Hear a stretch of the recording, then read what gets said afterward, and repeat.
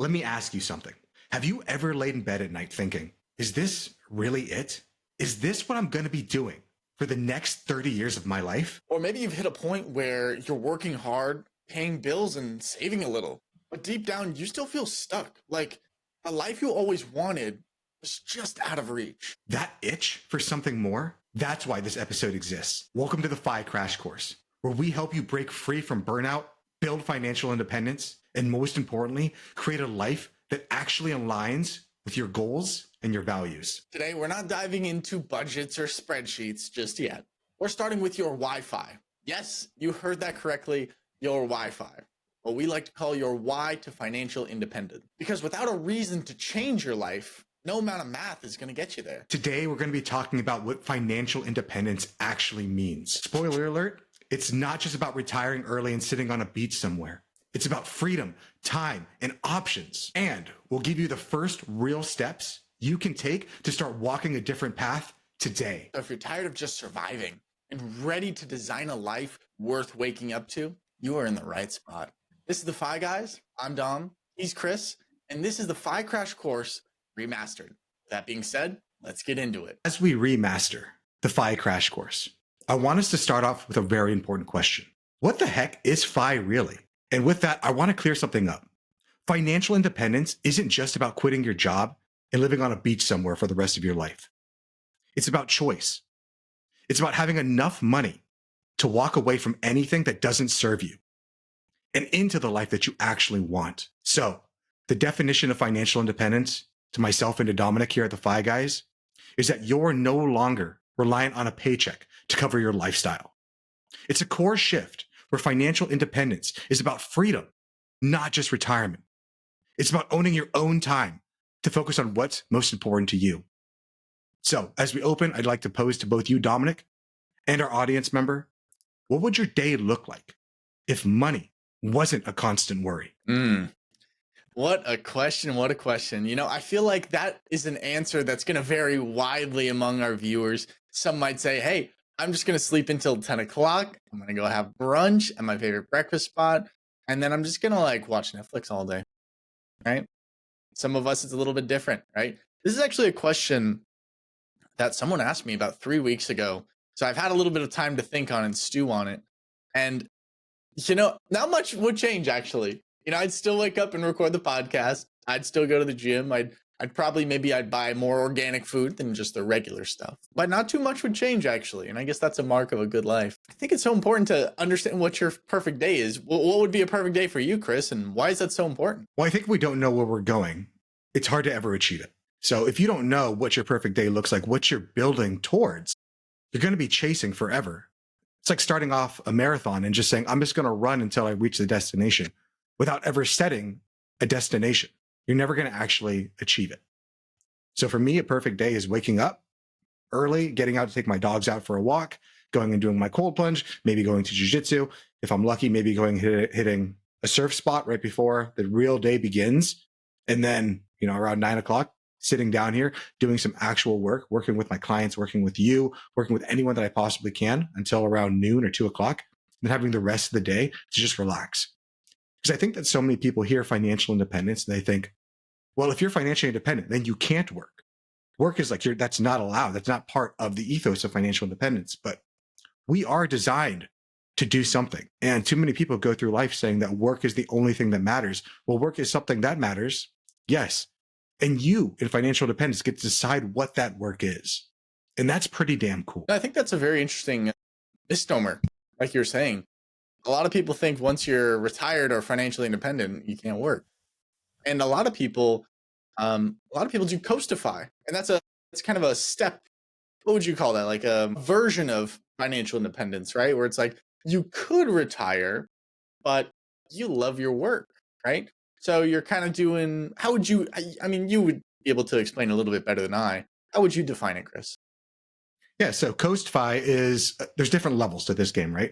Coast-Fi would be probably the lower of the levels. It's basically where you've saved enough that due to how much your returns should get you over the next 30, 40, 50 years, whenever you want to retire, that you don't have to save for retirement anymore. Where most people are going through their life saving, I have to save this much for my life, I have to save this much for retirement, I have to save this much for debt. You take control of all those things. and you know, hey, this is how much my life costs.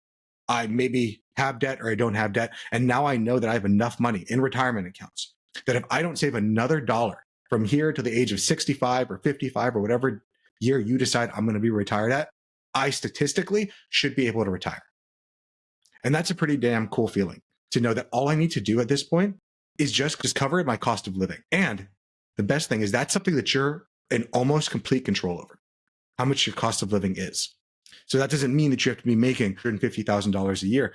If you're someone who can say, hey, I'm comfortable living on $40,000 a year, then I can go ahead and work as a barista somewhere, just talk with people. I can go work at a Bass Pro Shop, Home Depot, wherever makes me happy to get up every single day and get after it. Absolutely. You can still call yourself financially independent. You don't need to have buku bucks, X millions of dollars inside of a bank account somewhere. You just need to be in control of your life. And also knowing your numbers definitely helps to know what you have going in and what you have going out. Kind of all starts with the budget, right? I'm sure we're going to be getting into that later in our series on the Five Crash Course. But, you know, you mentioned something in one of the shorts we recorded earlier about these 3 levers. I don't know if you guys saw this short. Highly recommend going and checking out the shorts. Very entertaining. But what was this 3 levers about? Could we get into that actually? Yeah. I took the 3 levers from the Stoic philosophy. There was a man named Socrates, and Socrates said, in all of life, there's 2 levers to pull from. You can pull from the good handle or the bad handle. And what he was saying is that in life, things are going to happen. And the only thing that we have control over is the way that we respond. Do you want to pull from the smooth, good handle? Or do you want to pull from the bad handle and respond negatively? Or do you want to respond positively? What's going to serve you? In financial independence, there are 3 levers. We have one more than we do in life that move everything. The math behind financial independence actually isn't that complicated. It's about pulling on 3 levers. That's it. And I want all of our listeners to remember that the goal isn't perfection, it's progress. So, our lever 1 is spend less. It's not about cheapness, it's about spending with intention. The second lever we have the ability to pull is earning more, whether it's career growth, side hustles, or entrepreneurship. More income means more fuel to financial independence. And our final and third lever is invest smarter. Let your money work for you while you focus on what's most important. And what I would say most important is living your life. Interesting. I have a hot take for us. Please. Frugality without purpose is just self-denial. You have to tie it to something bigger. Too many people here spend less and they say, okay, then I guess I can't have Netflix anymore. I can't eat out. I'm going to be reusing toilet paper. That's not what it's about in any way, shape, or form. It's about tying your spending to what is actually important to you. And God forbid, never reuse toilet paper. Never do the reusable stuff. Never. Worst comes to worst, buy one of those water toilets. Bidet. Yeah, bidet. Yeah, buy one of those. Those things are freaky though. Don't buy one of those. You're gonna get splashed with cold water at 7 a.m. in a place you don't want to get splashed. Not ideal. So I love that.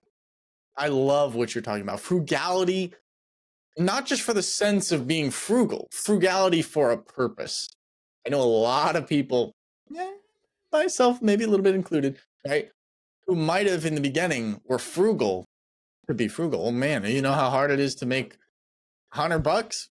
I don't want to spend it. I don't want to spend it that easy. It's hard, right? Totally understand that. But I love the idea that you're being frugal for a purpose, not just to have more money. Having more money just for the sense of having more money, it's not really a goal. It's not having more hammers just for the sense of having more hammers. It's like money's just a tool. We know this, but tying it to something bigger not only makes the vision a vision, right?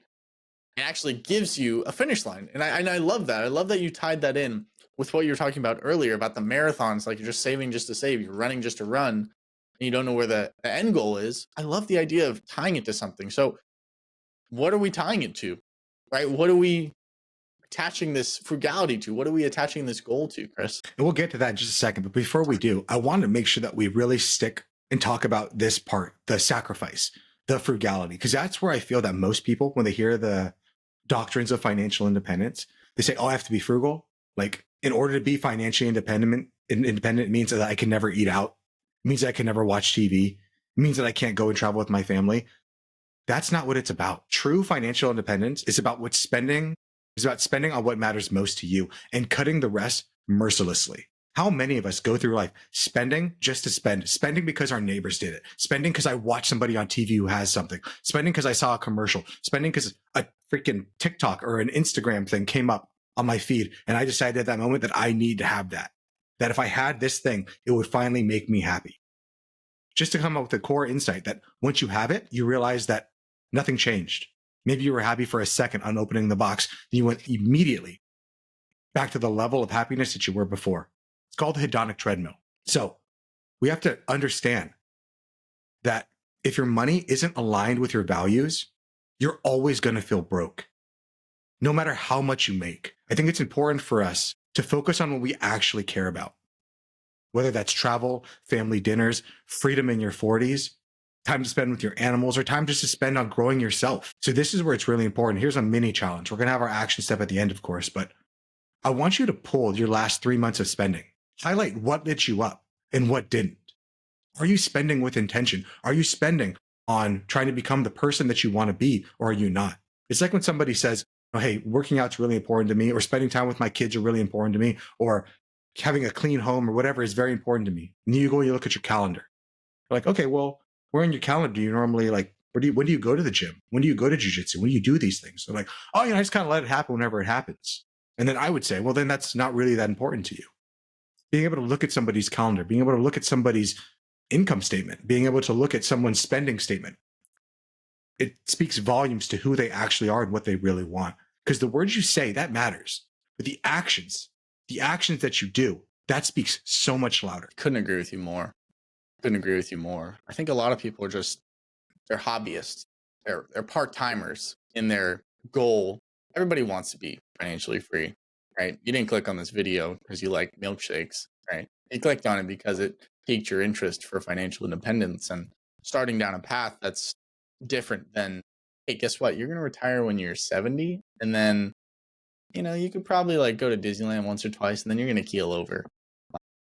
Yeah, that sounds like a terrible path, honestly. And that's what I love about this Fi Crash Course Remastered Edition, is that we get to revisit some of these topics that are the foundation of what makes financial independence financial independence. And at the center of that is your why. And that's probably one of the most difficult questions that we're going to ask in the whole course is your why, right? What drives you? What gets you up in the morning? What's the reason you want to be financially independent? And, we talk a lot about philosophy on this channel if you are new. And, we always say that a lot of life's troubles come from the fact that, one, we can't sit in a dark room alone with our own thoughts, right? And two, we just don't know who we are and what we want. So often in our American culture, you're pushed. It's like, no, this is what you want. This is the cereal you're going to eat. This is the clothes you're going to wear. This is the school you're going to go to. This is the job you're going to get after you go to the school. And that's your path. And it feels like, in olden times, you were born into a monarch, right? It's like you're destined to be king. It's like now you're born into just the culture. And it's like you're born into debt. You're born into this that's already been laid for you. But what's beautiful about this podcast is there is another way, and there is hope at the end of the tunnel, and we're just getting started. So we appreciate that.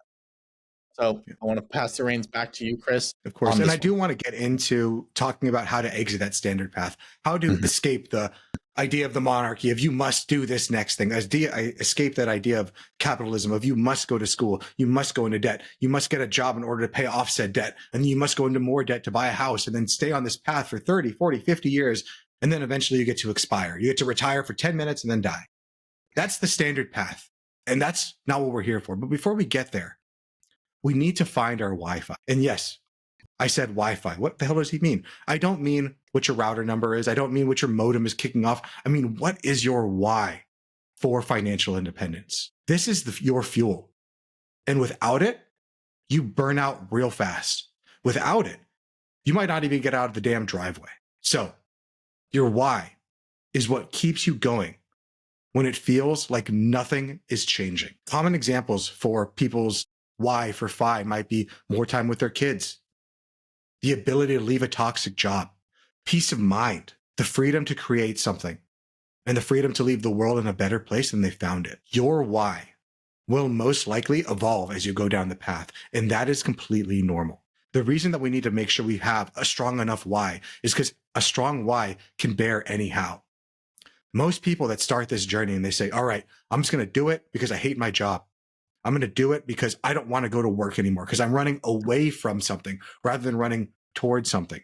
Well, the moment that they hit their first roadblock, the moment they hit a little bit of something that challenges them, and I promise you, you will hit challenges, they quit. They say, oh, this isn't for me. It's for somebody else. I can't do it. And whether you think you can or whether you think you can't, you're right. Because you will create the conditions to not have to move forward. If you had $10 million and no one to impress, what would you do next week? That's why we talk about your Wi-Fi. That's why we're talking about why you're trying to pursue financial independence. Because if you had all the money in the world that you have been striving for, then you would realize that there's something greater. I've never had this experience. Actually, I have had partial this experience, but there's so many people that say money is the highest order. Money is the most important thing. So if I had $10 million, $20 million, $30 million, whatever it is, I would finally feel the way that I think those people who have that money feel. And that gives them drive. It gives them a goal to strive for.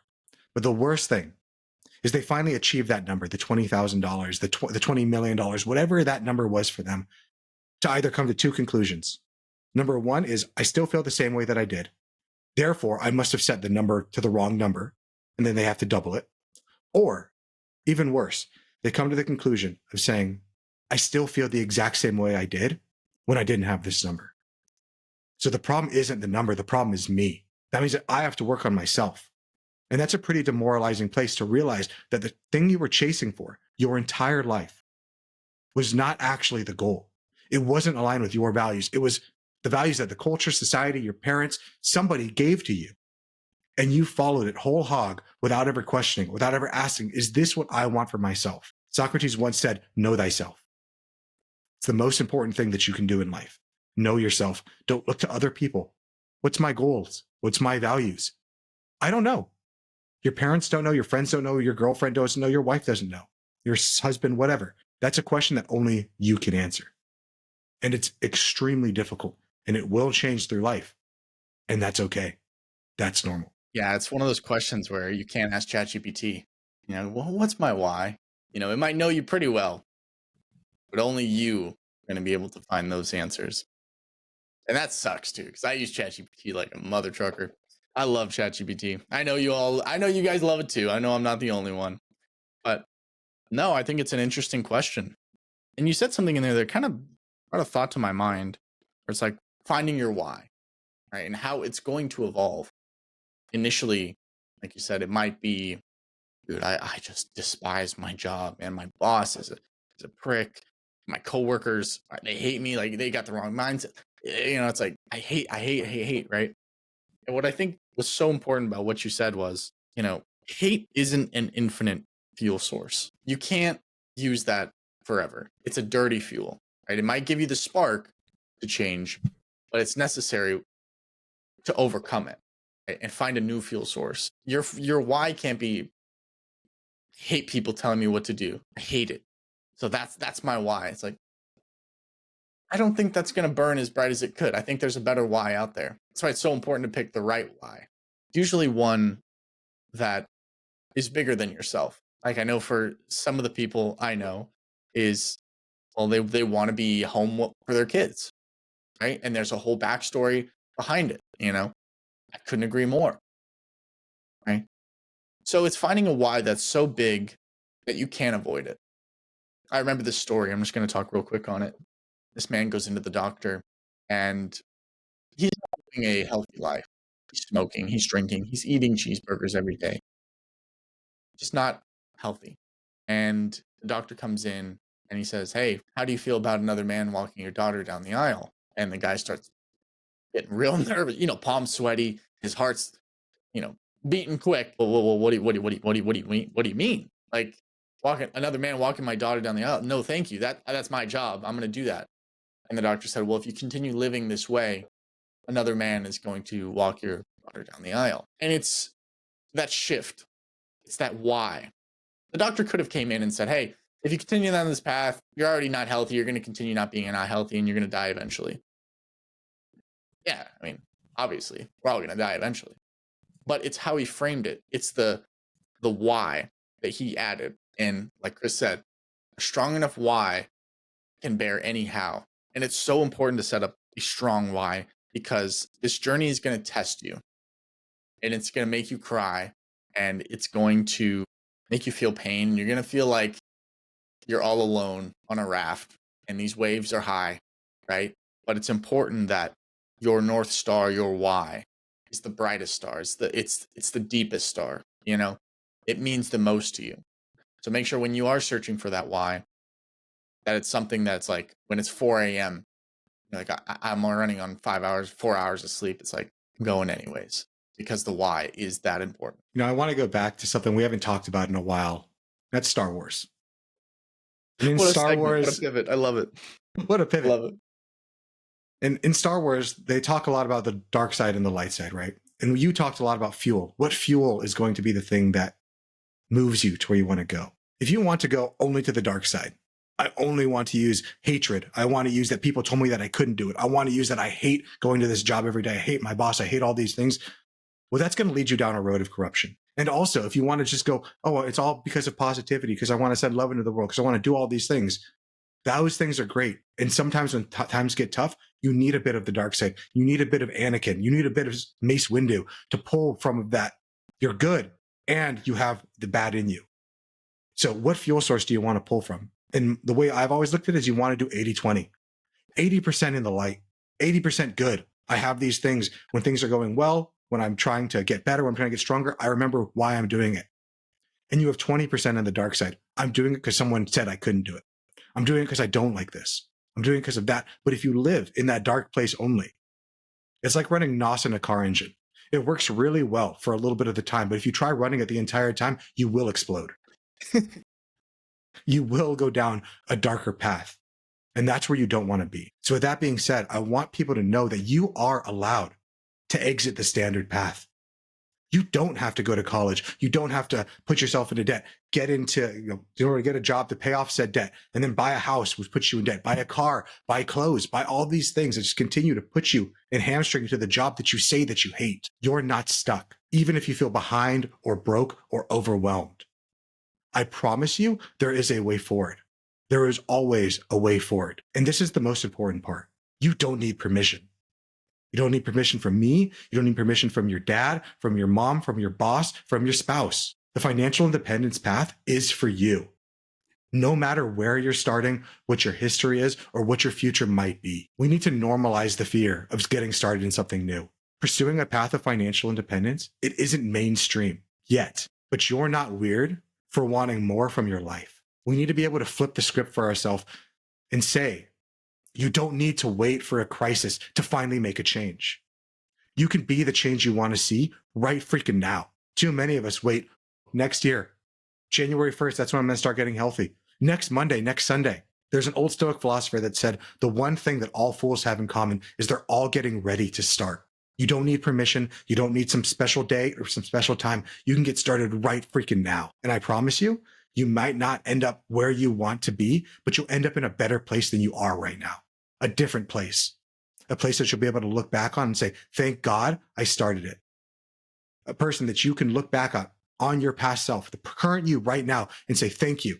Thank you for starting.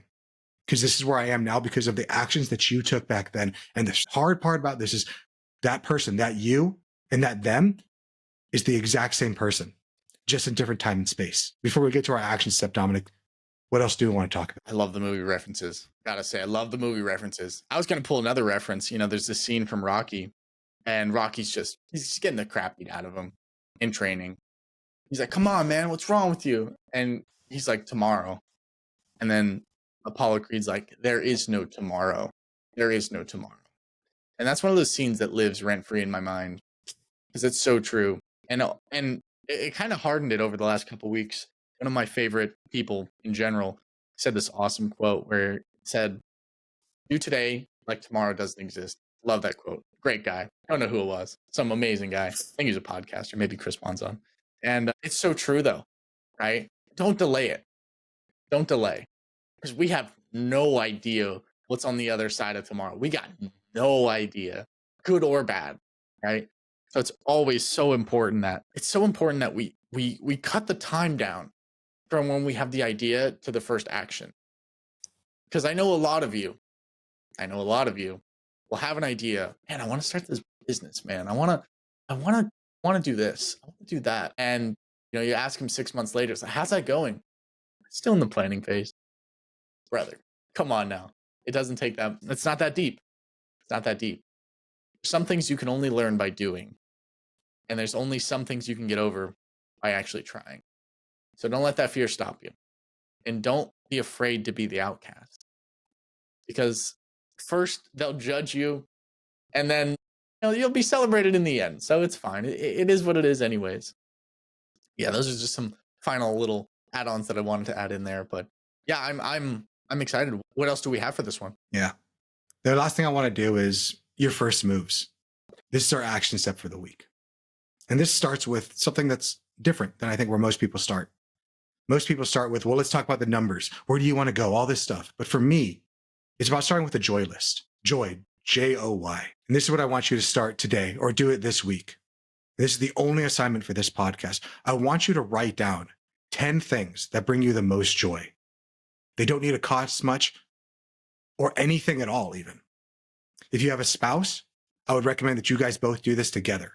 Separate papers don't influence each other, but write down the things that bring you the most joy. And then after you do that, I want you to highlight the ones that actually happen regularly. Share with your partner or your friend, even us here at the Fi Guys, down in the comments, what you're doing.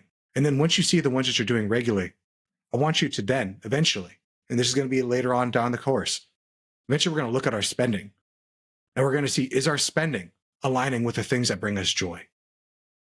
Because maybe if you're lucky, the things that bring you joy don't cost that much money, and yet you're putting them off for another day, for a future time. There's an old quote from Marcus Aurelius that I've always liked. And it's, when you tuck your kids at night, pretend like this is the last time you'll see them. They won't make it till morning. And a lot of us, we hear that, we're like, oh, I don't want to even think about that. And of course, neither do I. That sounds awful. But when you do it, it gives you that moment to not rush this moment, to be here, be present right now. It's the exact same thing with that joy list. We always go through life saying, I'll do that eventually. I'll spend time with my kid eventually. I'll go to the beach later. I'll do all of these things because it's available to me right now. But we don't know that. And at the time of death, at the time of the inevitability that we are all heading towards, we're careening towards this cliff. And when you're there, all you want is 5 more minutes, 5 more minutes to do the things that brought you joy.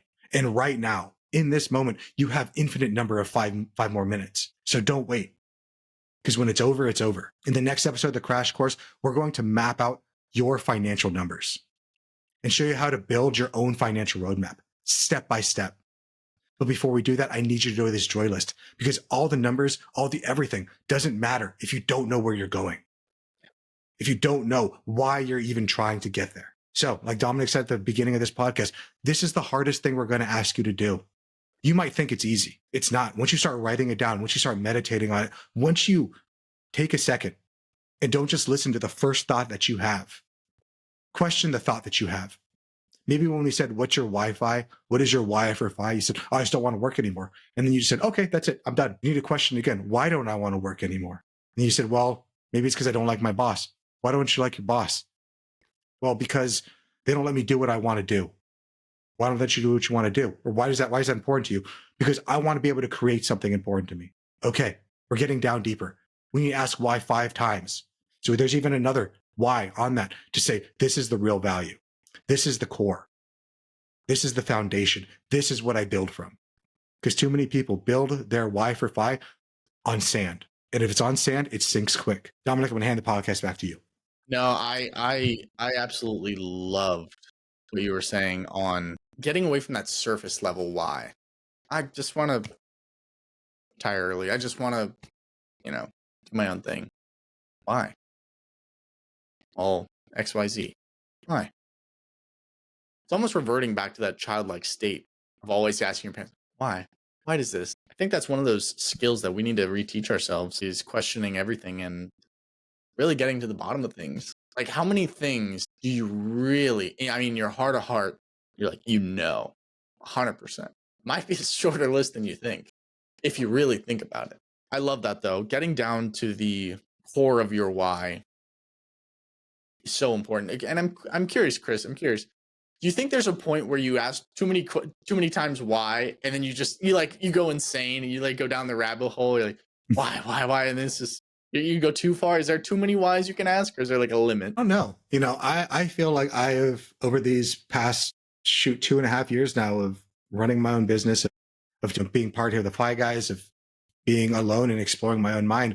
The rabbit hole is so deep, and I don't know if it ends. I think the Matrix is like the perfect analogy for our life. Like we don't know where the rabbit hole ends. So you just need to keep on going deeper and deeper and deeper. And every time that I reflect back and I think, man, I'm at the basement level. Like it doesn't go any deeper than this. And then I found out, oh man, it goes a lot deeper. So I don't know. I mean, I guess at some point, if you're like only have dreads and you're like not eating and you're like trying to like meditate your way into nirvana, at some point you have to ask yourself, is this serving you or is it not serving you? But I don't think there is a point into which you say like, I think I've asked why enough. Because there's more than likely another level, but you need to have the courage to do that, to ask. And if you're the person that says, I've asked why enough times and this is it, this is the reason for life, this is the reason for death, this is the reason for existence, this is the philosophical questions that we've all asked ourselves, that people for millennia have asked themselves. If you know the answers to those questions, let us know in the comments that, hey guys, I have the secret, because that'd be pretty damn cool. I think the more you ask why, I feel like the more enlightened you become, the more detached you become from society. Why does this matter? Does it matter? Do I believe that it matters? Or is that just what I was taught to believe? And you really start to understand yourself. I guess that's really the greatest question you can ever ask is why? Why are we doing this? Why is it this way? And asking yourself these questions. And I hope that, you guys clicked on this podcast and you're like, I wanted to kind of go down a different path. I wanted to see what other options I have. And maybe you left with something you didn't even think was going to happen. Right? Maybe you're in a place now where it's like, I'm left with more questions. And that's good. I think it's always better to have more questions than answers, usually, especially on this path that we're about to go down with the Fi Crash Course. Any final thoughts for us, Chris? No, I'd like to thank our listeners for listening in, and please stick around for the rest of the Fi Crash Course. Thank you so much for listening, for sticking around with us for this episode. If you got any value, please hit the like button, subscribe, but most importantly, tell a friend about the Fi Guys. Tell them what we're doing here at the Fi Crash Course and bring them along for this journey. As far as I know, this is the most condensed way. Over the next 12 episodes or so, we're going to be able to get you from where you are to where you want to go. People pay so much money to have a financial plan that often means nothing to them because they don't ask the real questions. They don't answer the real questions because the real questions can't be answered by somebody else in a spreadsheet. It can only be answered by you. And that's what we're here to build. We're going to build your knowledge. We're going to have you answering more questions and asking more questions of yourself to get to where you want to go. So thank you so much for joining us. I'm Chris. He's Dom. We're the Fi Guys, and we'll see you this Friday for Fi Friday feedback. Later. Peace. This video podcast is sponsored by Monzon Wealth. The content in this podcast is for informational purposes only and should not be considered financial advice. We do not endorse specific products or services. Past performance does not guarantee future results. The opinions expressed are those of the hosts and guests, not the podcast sponsor. It is crucial to consult with a qualified financial advisor or professional who can provide advice tailored to your specific needs before making any financial decisions, investments, or taking any other actions. If you are seeking specified help, you can reach out to Chris at monzonwealth.com.